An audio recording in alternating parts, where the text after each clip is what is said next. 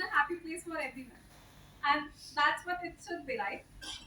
But sabka nahi hota Lakshman. Not for all. For some reason, and I never found solace in my own home. Despite feeling homesick, I delay visiting my hometown to avoid that one frustrating question, which is apparently everyone's favorite. Can you all guess that? Beta, शादी कब करोगे? When will you get married? Since the entire nation wants to know. God knows why everyone keeps raising these red flags like this is the right age to get married. All your friends are getting married. What will your relatives say? It's a social norm that everyone must abide. Parents' emotional blackmail that maybe our upbringing was wrong. While marriage has been a long-standing tradition in our cultures, to be honest, I'm a bit disillusioned with the idea of it.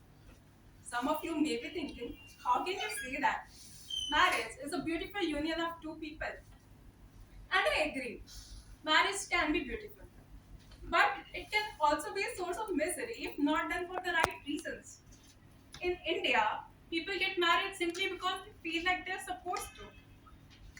According to a CPR millennial survey, 25% of young adults in India don't want to get married. So we need to normalize the fact that people can have varied opinions, and that's fine too. People may choose not to marry for various reasons.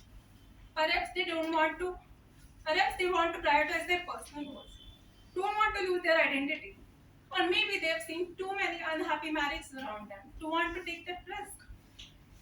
Pressure to hold on to unhappy marriage and avoid the social stigma of divorce makes it a daunting and irreversible decision.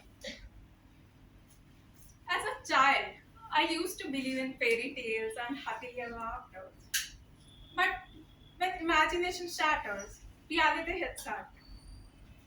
Witnessing extreme patriarchy in my family, where women are expected to fit in no matter what, left emotional scars in me, which led to gamophobia, fear of marriage.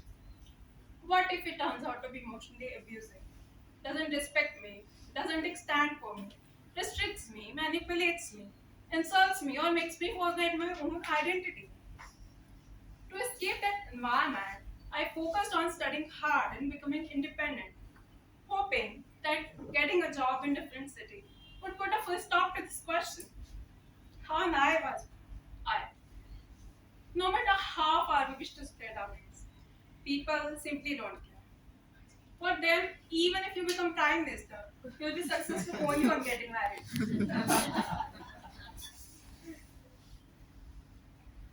So, despite being in a progressive nation, our society still holds unrealistic expectations for women. Some of you may be thinking this was a problem 20, 30 years ago, but it's still quite prevalent and is reflected in the pop culture. की generation तक किसी औरत ने काम नहीं किया never फिर मैंने आयशा को अलाउ किया बिजनेस चला तुमने आयशा को अलाउ किया यस और उसे तुम्हारी परमिशन की जरूरत थी क्यों है नो आई डोंट नो क्यों जब तुम किसी को अलाउ करते हो तुम अपने आप को एक अथॉरिटी कंट्रोल की पोजीशन में डालते हो और ये बराबरी नहीं है Though women are now allowed to have a career, at one point she is made guilty for not balancing it all, expected to keep her career as a second priority. Where is the level playing field? I'm not here to preach a lesson on feminism, but I somehow believe ambitious women only have two options, either a super supportive partner or no partner at all. Anything in between feels just pointless. Marriage should be a door that leads to fulfillment, not a cage restricting us from who we are. I've seen cases where a friend, after constant nagging and tons of biodatas, finally gave in to pressure, soon to realize it was toxic. She struggled a lot to finally call off the wedding. Other friend who married due to family pressure now says her entire life revolves around managing home, office, meeting the untold expectations, with literally no time left for herself. Another friend, despite being in a long term relation, says things change drastically after marriage. once the chase is over, everything is taken for granted. Those butterflies in the summer begin to lose their wings. It seems love is blind, but marriage is an eye opener. Upon reflecting the journeys of Mithali Raj, Sushmita Sen, Geeta Kapoor, Emma Watson, and Lata Mangeshkar, who broke the orthodox norms, defined their own standard, valued self-partnership, have wonderful career, which proves that marriage isn't a yardstick for success and happiness. Marriages may be made in heaven, but its maintenance is done on earth.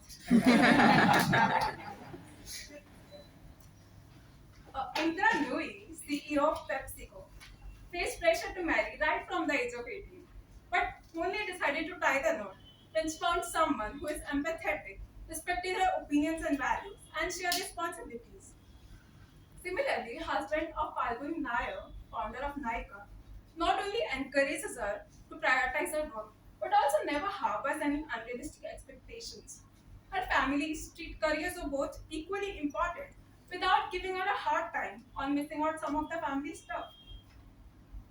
It's the people around us that shape our perspectives.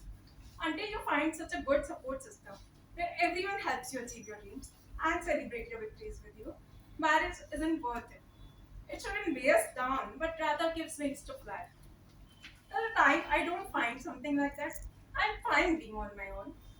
Let's celebrate marriage as an option, not a necessity. Let our actions and achievements define us, not the marital status. Not every girl dreams of wearing a red lehenga. Some dreams of wearing a cape and fly high. All this red flag. Age is just a number. The only right age is when you're ready. Everyone has different journeys altogether. Please stop comparing each aspect of life with others. If we also start thinking what people will think and what will they think, relatives are not going to save you if things don't work out.